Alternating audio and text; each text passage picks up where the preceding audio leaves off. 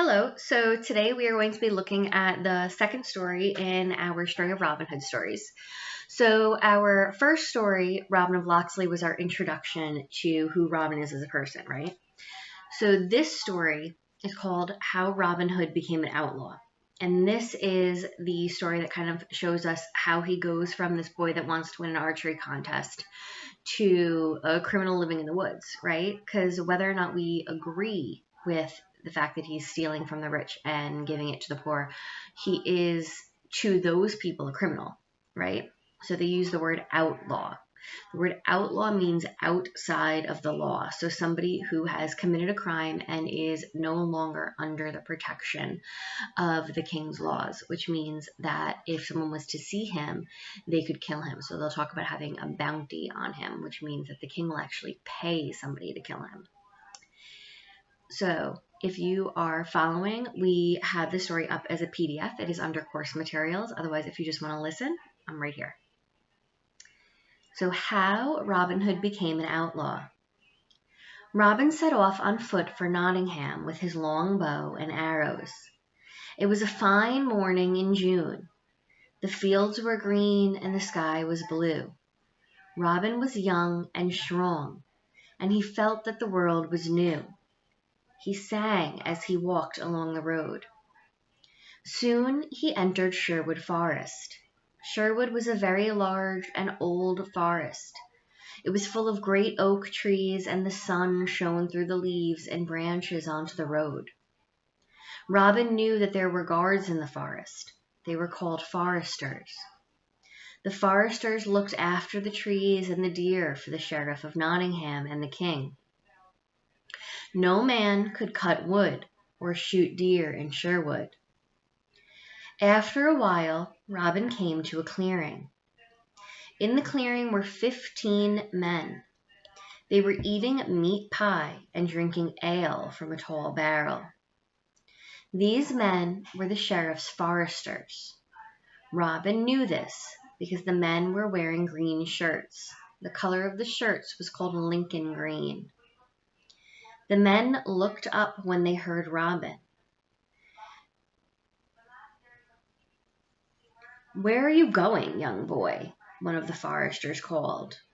He was a large man and seemed to be the leader of the group. His mouth was full of meat pie as he spoke. "I'm going to Nottingham," Robin answered. "I'm going to compete in the archery contest." The forester poured himself another cup of ale. "Ha!" he laughed. "Now boys want to enter the archery contest. And what will you shoot with, little boy? A cheap bow and some old arrows? The contest at Nottingham is for real men with real bows and arrows."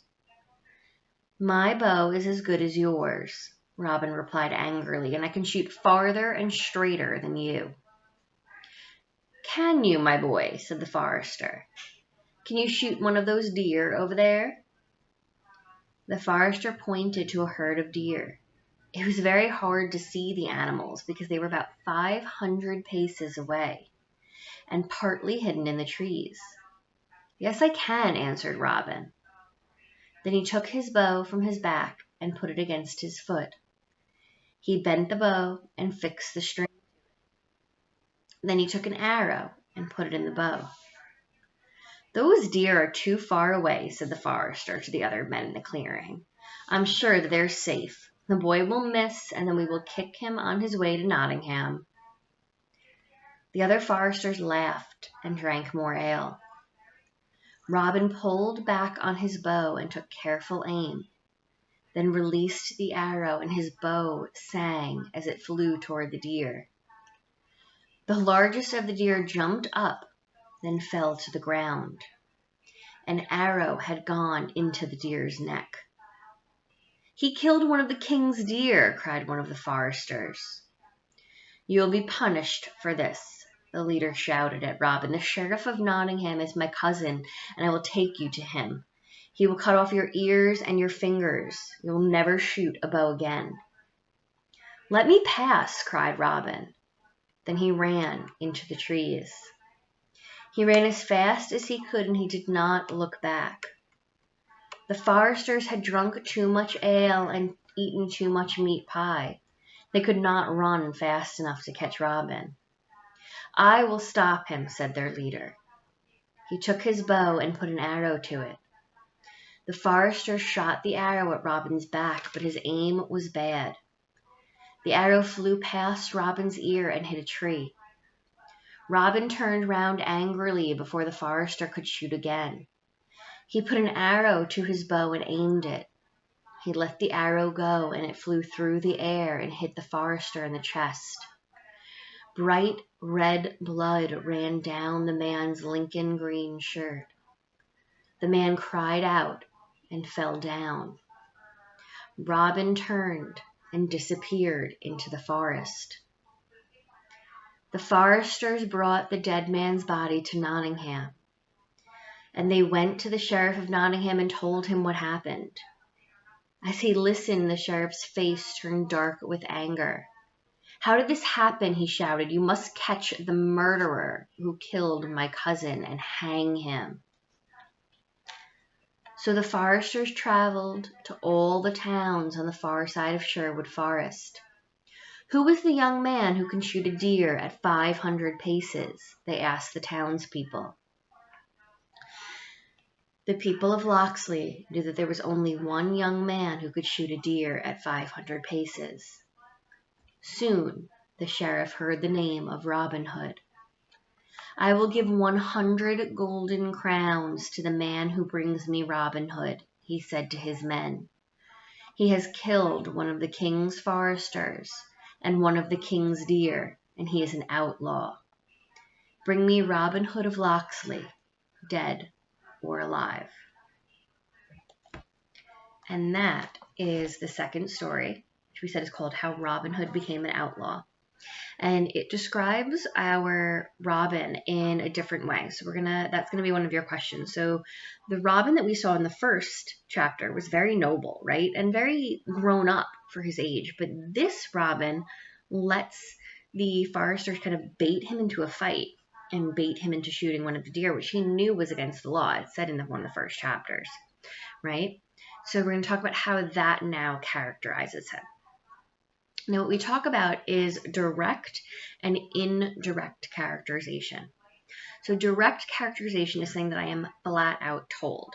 So direct characterization is like in the first section when they called Robin noble or honorable. Indirect characterization is characterization that we learn from somebody's actions. Now, that's how we actually learn most things in our everyday life, right?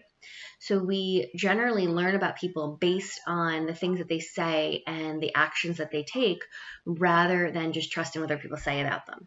So if I was just to say, Iris is ridiculous, which we know she is, but if I was just to tell you that, that's direct characterization, right?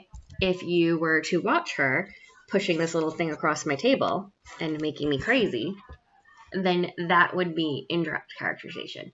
You picked it up through something that you watched, not directly through me saying it. Okay?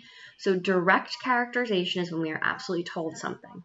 And indirect characterization is something that we figure out about people from either their actions or things that we are told about, that things that they've done from their thoughts and things like that, rather than saying we are just flat out told.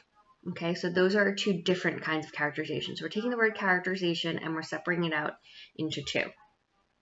Direct, I'm directly told. Indirect, I figure out through inferencing. I look at the way somebody acts and I infer something about them. Okay, so indirect inference, direct, I am told.